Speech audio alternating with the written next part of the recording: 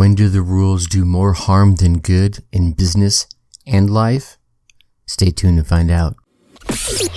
Welcome. Okay, here's the question. Serious? How are we dark horses? You know, the ones everyone is betting against, the ones they don't expect to win, place, or even show on the track, and they'll even laugh on us when we talk about trying. How do we show the world our greatness and triumph? Come on. Well, that's the question, and this podcast will give you the answers. Let's go. This is The Dark Horse Entrepreneur. My name is Tracy Brinkman. And push it up. What is up? What is up? What the hell is up, my Dark Horse friends and family? Welcome back to your ongoing dose of paradoxical learning. I'm your Dark Horse host, Tracy Brinkman, and you, well, that, my friend, as you already know, is infinitely more important. You are a driven entrepreneur, or you are one in the making. Either way, you are here because you're ready to start, restart, kickstart, or just start leveling up with some great marketing, personal, or business tips and results in order to build that beautiful business of yours into the empire it absolutely deserves to be. That's why I'm here hitting you with another solo success episode coming to you straight from the Dark Horse HQ as we dive deep into success with actionable advice, tips, and steps designed to help you level up your game in business and in life. Because as we already know, there are no shortcuts to success except for taking those little steps towards your goal every single day. And whether this is your first time here listening or not, I know you're getting value. Well, how can I be getting value, Tracy? I just got here. Well, you're about to get some value. And if you want to keep getting the value from these these ongoing success episodes, and of course the interview episodes that come to you on Mondays, please go on down there, hit that subscribe button. While you're there, yep, that's right. Leave us some 5-star ratings and drop us some kind words in the reviews. Ask questions. I read every single one of the reviews. And it's these subscribes, ratings, and reviews is your way of telling those podcast platforms out there that you are getting that value, and they'll lift us up a little bit in the rankings so that we can reach more driven entrepreneurs just like you. So please take a moment, show the love, and help spread the Dark Horse word. All right, so ironic rules for success in entrepreneurship, and I think it also applies to life as well. And here's one of the cool things. Successful entrepreneurs, successful business folks, successful people, they really understand the importance of personal growth, which is why I insert personal development into these episodes as often as possible. Folks need to grow personally, otherwise their business is going to get stagnant. And all those successful entrepreneurs that I've been able to, been lucky enough to engage in, to chat with, to be friends with, just to get to know, they're all out there. They're consuming books. They're going to talks. They're listening to podcasts. They have coaches. They're going to conferences. Heck, some of them are even holding conferences and bringing people in so that they can learn. And they're doing this in vast amounts, vast volumes. And then they just don't read. They read and they engage. They read and they act. They're like, oh, let me try this, right? And they also get out there and they seek advice from other successful entrepreneurs and business folks and folks from all walks of life, actually, and they attempt to apply it into their life, into their business, and they grow, right? They're on a journey of growth. And they're trying to build their empire. And I think, knowing this and seeing all the different routes that any of the number of the big names we've all seen, know, and love out there, you could say there's really no one right way to build a successful business, right? You've seen those that have done it, bootstrapping. You've seen those that have gone out and solicited funds. There are just so many ways. I'm not sure there is a right way, but I guess the question becomes at that point, when does working hard become working too hard? When does being firm about your boundaries become being rigid, right? I think entrepreneurship, like life, right, is all about getting good advice, following that good advice, but following it with balance and fine-tuning it to who you are, which makes it very important to know who you are, right? You've heard me talk about that a number of times, and where you are in the journey, right? So as a result of that, it made me think, I wonder if there's some rules out there that people may still be following that is good. It's awesome, right? You want to strive for excellence, but maybe they're following it so hard. Let's go to the first example, that they're striving for excellence to the point of perfectionism, and that's keeping them from leveling up. It's keeping them from attaining the thing they want to get. See, excellence is doing the best you can with what you have right now, today, this moment, this given point in time. And, having that spirit of doing the best you can, that's very important, because you don't want to be putting out, well, let's just call it what it is. You don't want to be putting out shit work, right? Because someone may buy it, but they'll never buy it again. They won't tell anybody about it. Well, actually, they will. They'll tell everybody about it, which makes selling your shitty work even harder. So the question becomes, at what point does having that spirit of excellence become perfectionism? I don't want you to confuse the two. They're completely different. Perfectionism is going to slow you down. It's actually going to waste time, waste effort, and quite often waste money. There's a very popular school of thought that revolves around throwing out that MVP, that minimum viable product. Get it out there into the market so people can get to know you, get to like you, get to trust you. And it actually gets the revenue flowing, right? So you don't spend years working on a single product that never sold a single unit. You figure out what's that minimum viable product. Is it an ebook? Is it an hour course? Whatever it is that just gets you out there, gets you, your brilliance, your content out there, versus I'm going to create the most amazing 30-day mastermind conglomerate workshop, whatever phraseology you want to use, that you work on it forever. Now, I think the difference can be slight between the two, right? Having good desires and to strive for excellence and perfectionism. The difference can be slight, but being able to distinguish the difference between excellence and perfectionism is going to multiply your productivity by 2, by 5, by 10 easily. I guess I want to help out here with a few ways to tell the difference. You could be looking at it from a point of confidence versus doubt. Behavior that you're doing, actions that you're taking that are prompted by your drive for excellence, that's going to result in self-confidence, right? But your perfectionism is usually going to be sprouting from self-doubt. There is a clue. Spontaneity versus control. Right? Are you being spontaneous? Are you trying to control everything? Excellence allows space for spontaneity. Now, trust me, I'm a planner, right? And I get it. I like to plan things out, but I always leave space for spontaneity. You can ask yourself that question. Well, why not? Why not do it that way? Why not go ahead and try this new adventure, this new way? Excuse me. Because it's a calculated risk, right? You're not just throwing caution to the wind. You're like, I could try that and it could work. It may cost me 5 more minutes or $5 more, but it's a calculated risk. While perfectionism is usually all about that need to control everything, the people around you, the process, the task, the process flow, right? So is it spontaneity or is it control?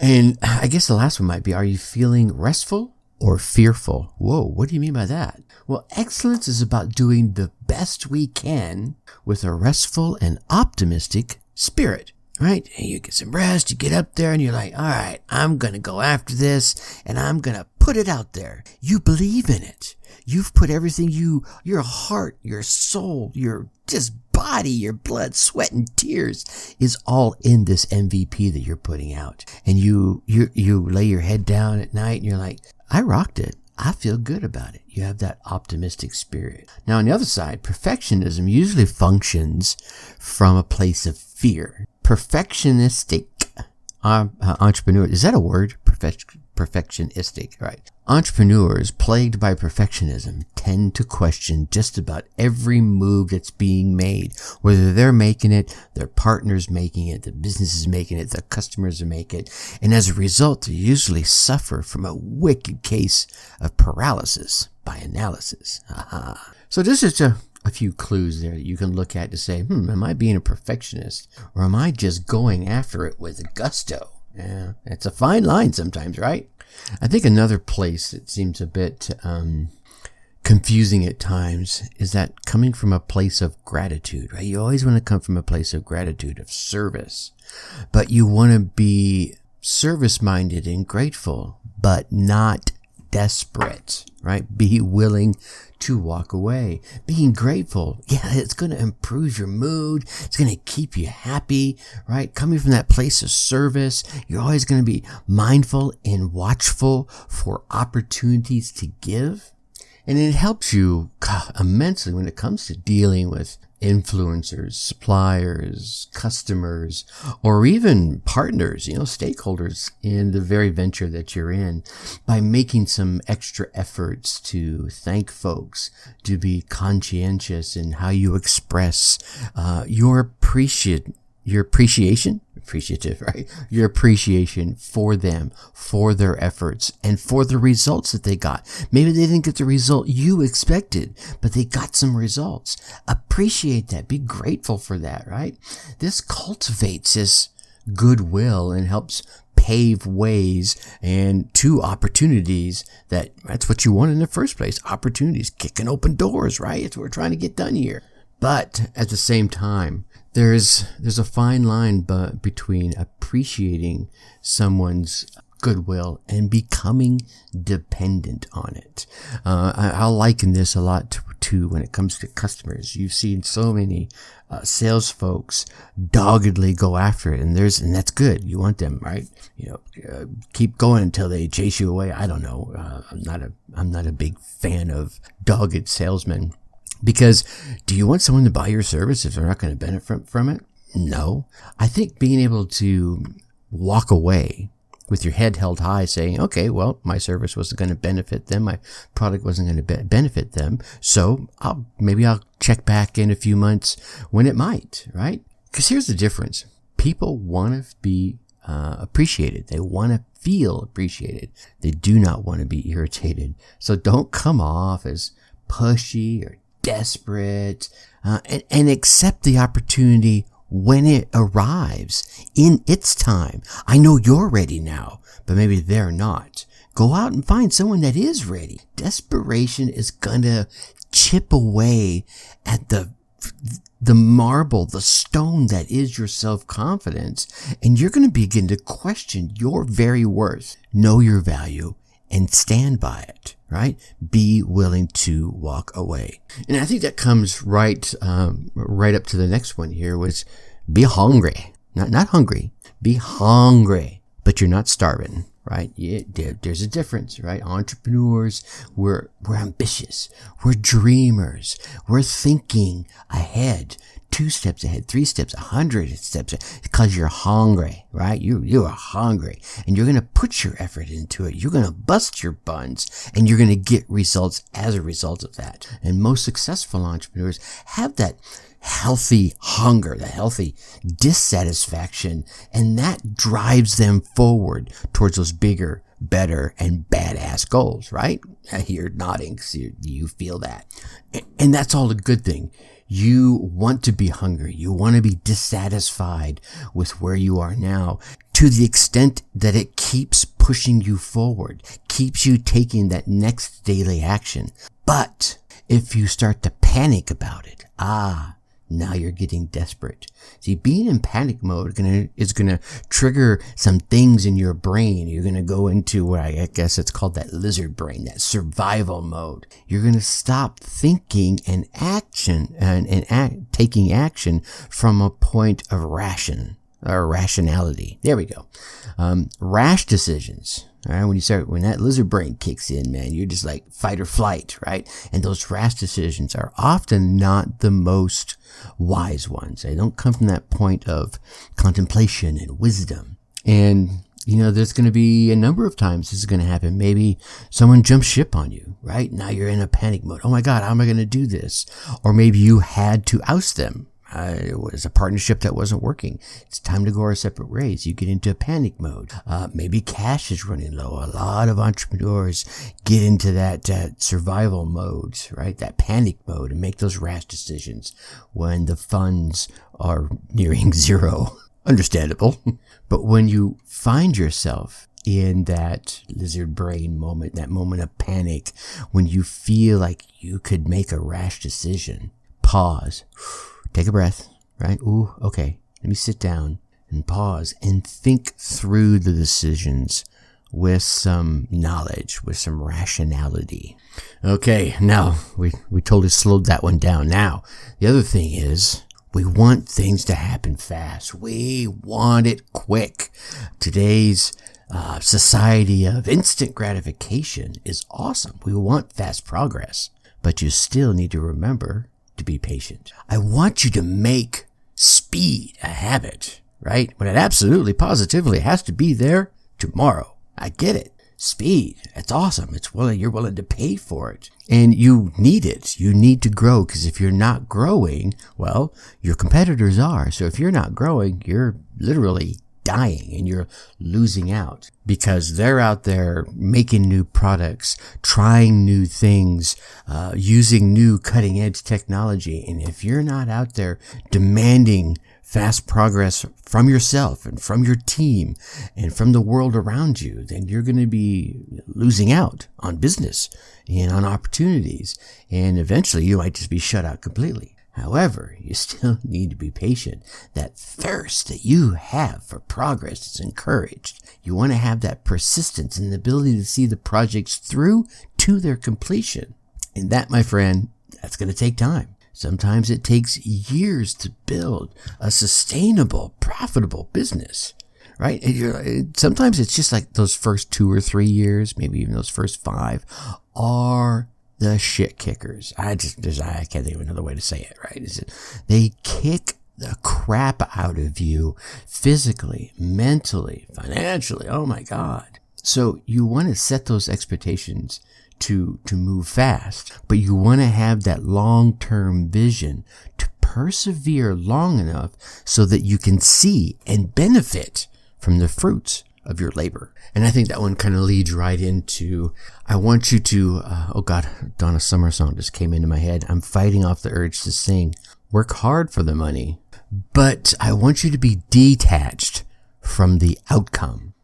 And I think about it, here as Tracy's telling you, okay, you need to have that long-term vision. Then you need to reverse engineer to how you get there. Break down those into a 3-year plan, 1-year plans. And then the current year, you want to break that down into 6-month goals, and then quarterly goals, and then monthly goals, and then weekly, and all the way down to the one thing you want to get done today. So you've planned it all out. But that one thing that you do today or tomorrow or next week, the result you get, that outcome, is not quite what you expected it to be. That's going to happen. So therein lies, I want you to work hard for your goals. Work hard for your money. So hard for it, honey. Anyway, sorry I had to sing in your ear right then. But you want to work hard for the money, but you want to be a little bit detached from the outcome to those specific goals in the business. I mean, if we take this to a task level, say you're on one of your discovery calls, I call them power huddles myself, and the real objective, and you want to make a sale, right? And that's what you're thinking the objective is. No. The real objective, my friend, is to listen and connect with a potential client and see what you can do, what you or your business can do to address their needs. Don't get so caught up in I gotta make a sale, that people can sense that. They can feel that. There's an energy that's coming from that. And they're going to disconnect. They're either going to give you short answers, or they're just going to cut the call off completely. And that is going to make your conversion rates just tank. Boom, right? Just blow up. So therein is where I'm saying I want you to be detached from the outcome, right? I don't want you to not want the outcome, but the way you go about it, how you want it. You want to come from that, we're going to loop back around to earlier, you want to come from that point of service, right? If you can service their needs, well then yeah, offer it to them and they'll probably be very amenable to it. But if your goal is to just make the sale and you miss the cues that, you know what, you can't quite service their needs right now, then you're doing yourself and them a disservice. You want to work towards those meaningful goals in your business. But you want to be able to recover fast if you don't achieve them. If you're listening, you find, I can't help this person. Well, when you get to that point, just tell them, hey, I don't think what I have to offer is going to be of benefit to you. How about I loop back with you in a couple of months and see if you're in a place where what I have to offer can help you. Or, hey, I know the perfect person that can help you with the things that you're going through right now, and you point them in the right direction. That's going to do miles of good karma for the person that you just sent to help them, and of course to the person you sent them to. And I think the last one here is about don't keep it all to yourself, right? You want to grow your business, right? You want to be amazing. You want to build your empire, but don't be selfish. Get out there, and I've found that and I've seen it, one of the ways that you can really jump forward leaps and bounds with collaborations and joint ventures. You get out there and you partner up with these other businesses, and you can just skip ahead 18 steps and grow your business quickly. You want healthy collaborations, not toxic joint ventures, right? Successful entrepreneurs are going to get out there and they can create that balance between their needs and the needs of another business, right? And you can both create this win-win scenario that both of you come out ahead with half the effort because you've got twice the manpower now, right? But you don't want to be selfish or be trampled on, right? So there's two sides of this, right? You don't want to be selfish and be the one that's doing the trampling, and you don't want to be like milquetoast, right? Where they're trampling over you. Because working with other businesses, it's a 50-50, right? You could hurt your business if you allow them just to walk all over you. You want to set those firm boundaries and stick to them. However, you should not be overly focused on me, right? It's not all about you to the detriment of those that you're partnered up with. You want to add value and get value at the same time. Because if you're out there and you're hurting other folks in the process of getting your goals, it's going to give you a bad reputation, right? And it's going to cause your business to go on the downslope versus the upslope over time. Look, I don't think I'm telling you anything you don't already know. I just know there might be that one person today that needed to hear one of these things. Oh, wow, that's right. I am too attached to the outcome of my goals. And it crushes me. I've seen so many people where they set their goal and they work hard for it and they get this result. It wasn't what they wanted, right? They didn't expect it. And it just totally flatlines their confidence. And that's where, the ones like, hey, work hard for your goals, but don't be super attached to the outcome. Appreciate the outcome when it is what you expected, but understand the outcome isn't always what you think it's going to be. Sometimes it's better. Sometimes it's not. Sometimes it's just neutral. And you still get bummed about it. Nah. Remember, feedback, it's feedback. It's not failure.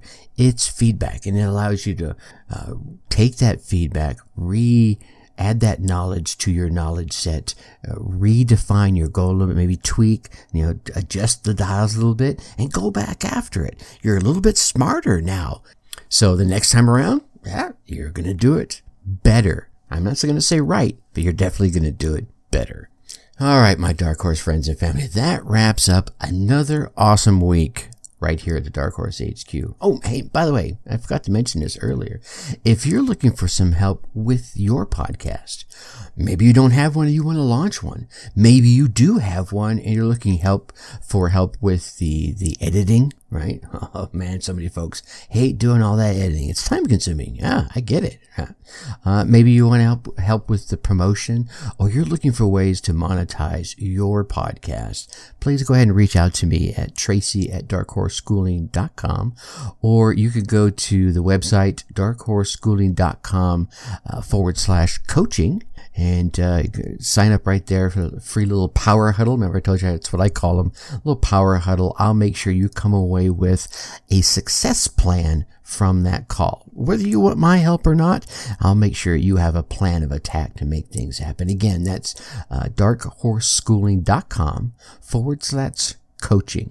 Let's see how I can be of service to you in helping you start or restart or kickstart your business or your podcast. Now, I know you want to keep getting all these solo success episodes as well as the amazing interviews I'm lucky enough to bring to you. So make sure you go on down there, hit that subscribe button. While you're there, yeah, that's right, leave us a 5-star rating. Drop us some kind words in the reviews. Ask questions. Make comments. Hey, give me some suggestions. I'm open to them. I read every single one of them, and I appreciate them all. And again, as I mentioned earlier, these subscribes, ratings, and reviews, they tell those podcast platforms out there that you're getting that value, so to lift us up a little bit in the rankings so that we can reach more driven entrepreneurs just like you. So please take a moment, show the love, and help spread the Dark Horse word. All right, you get out there, you run your race, you get your results. Come let me hear about them. All right, until next week, think successfully and take action. Thank you for listening to the Dark Horse Entrepreneur Podcast. And you know this. Thanks for tuning in. Check us out at www.darkhorseschooling.com. All right. My name is Tracy Brinkman.